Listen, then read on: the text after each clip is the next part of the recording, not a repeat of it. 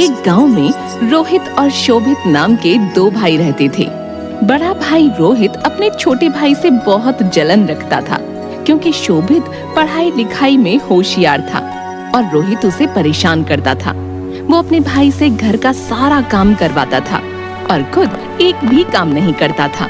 बस जंगल से लकड़ियां लाने जाता था और उन्हें नगर में बेचता था। लेकिन उसका छोटा भाई बहुत दयालु था। एक दिन सुबह सुबह, रोहित भैया उठो, आज जंगल नहीं जाना क्या आपको? काम के लिए देर हो रही है। उठो भैया उठो। अरे सुबह सुबह क्यों सर पे चढ़े हो? सोने दो मुझे, जाकर अपना काम कर। मैं भी सोकर उठूंगा तब जाऊंगा। चल जा यहाँ से। लेकिन भैया मुझे खाना बनाना है और लकड़ियां खत्म हो गई हैं। सोने भी नहीं देते। हाँ हाँ जा रहा हूँ। रोहित अंगड़ाई लेते हुए उठता है और कुल्हाड़ी उठाकर जंगल की तरफ निकलता है। भैया जल्दी आना। हाँ हाँ ठीक है ठीक है। रोहित जंगल में पहुंचकर, रोज तो मैं यहीं से लकड़ियां लेकर जाता हूँ, आज थोड़ा आगे जाकर देखता हूँ। यही सोचकर वो आगे बढ़ गया और थोड़ी दूर चलने के बाद उसे एक बहुत सुंदर दिखने वाला पेड़ दिखाई दिया।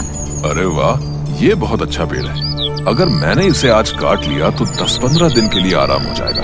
रोहित ने यही सोचकर जैसे ही पेड़ काटने के लिए कुल्हाड़ी उठाई, वैसे ही वो पेड़ बोला, रुको भाई रुको, मैं एक जादुई पेड़ हूँ, तुम मुझे मत काटो। अगर तुम मुझे नहीं काटोगे तो मैं अपने सोने का फल तुम्हें दे दूंगा। क्या? सोने के फल?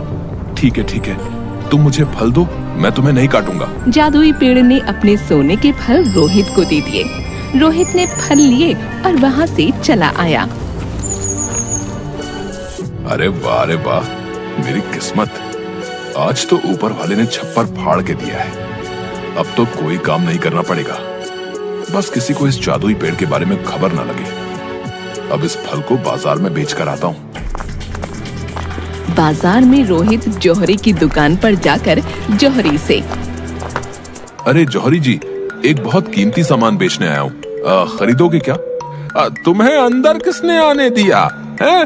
तुम्हारे पास कुछ है भी बेचने के लिए जो बेचोगे? रोहित फल निकालता है और जौहरी को दिखाता है।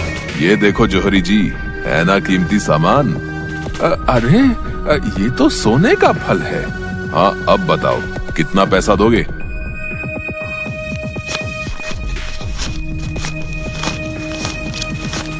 ये लो 15,000 और लाओ ये सोने का फल मुझे दे दो। रोहित जौहरी को वो फल देकर पैसे ले लेता है और घर आ जाता है।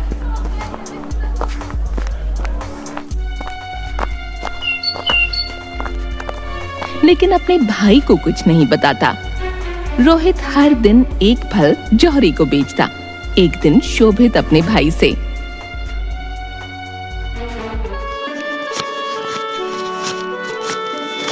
भैया मुझे कुछ पैसों की जरूरत है, स्कूल की फीस देनी है। क्या? पैसों की जरूरत? कोई पैसे नहीं है मेरे पास। मेरे पास क्या पैसों का पेड़ लगा हुआ है जो आ जाते हो पैसे मांगने? खुद काम करो और कमाओ। भैया अपनी फीस के लिए मांग रहा हूँ। आप तो हर रोज इतनी फिजूल खर्ची करते रहते हो। फिजूल खर्ची करता हूँ मैं? हैं? बहुत जुबान चलने लगी है तेरी, हैं? भाग यहाँ से, भाग। और इस तरह से रोहित शोभित की पिटाई करता है और उसे पैसे नहीं देता। एक दिन रोहित के सारे फल खत्म हो जाते हैं। अब तो सारे फल खत्म हो गए हैं। अब मैं क्या करूँगा? एक काम करता हूँ, मैं फिर से उस जादुई पेड़ के पास जाता हूँ। रोहित उस पेड़ के पास जाता है और उसे धमकाने लगता है। सुनो जादुई पेड़, अगर तुमने मुझे अपने सारे फल नहीं दिए तो मैं तुम्हारी सारी शाखाएं काट दूंगा। अरे मैंने तुम्हें अपने सारे सोने के फल दे दिए और तुम ऐसा कर रहे हो? नहीं, तुम ऐसा कैसे कर सकते हो? ठीक है, मैं नहीं काटूंगा। इसके बदले में दोगे मुझे अपने सारे फल? बताओ। रोहित की ये बात सुनकर जादुई पेड़ को गुस्सा आ गया और उसने अपने पेड़ से रोहित के ऊपर ढेर सारी सुइयों की बारिश कर दी।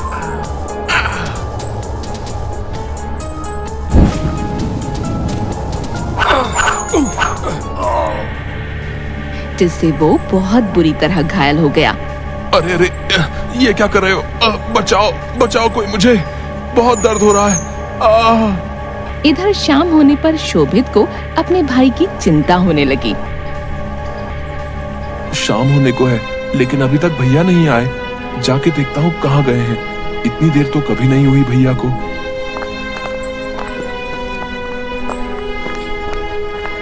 शोभित अपने भाई को ढूंढने के लिए जंगल की तरफ जाने लगता है,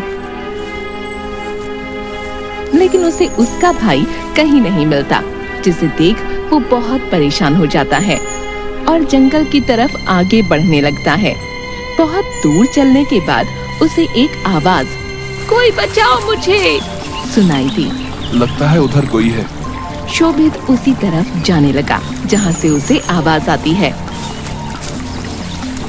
और जाकर देखता है कि उसका भाई घायल हालत में पड़ा है। अपने भाई की ऐसी हालत देख शोभित रोने लगता है और रोते रोते कहता है, भैया आप परेशान मत हो, मैं अभी आपके शरीर से ये सारी सुइयां निकाल देता हूँ। लेकिन ये सब हुआ कैसे? तुम मुझे क्यों बचाना चाहते हो? मैंने तो तुम्हें बहुत परेशान किया है। जाओ यहाँ से, मुझे मेरी लालच की वजह से ये सजा मिली है। नहीं भैया, मैं आपको ऐसे छोड़कर नहीं जाऊंगा।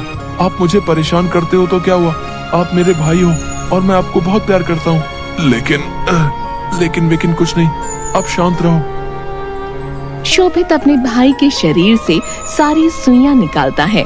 सारी सुइयों के निकल जाने के बाद रोहित ने शोभित से अपने बुरे व्यवहार के लिए माफी मांगी और बेहतर इंसान बनने का वादा भी किया।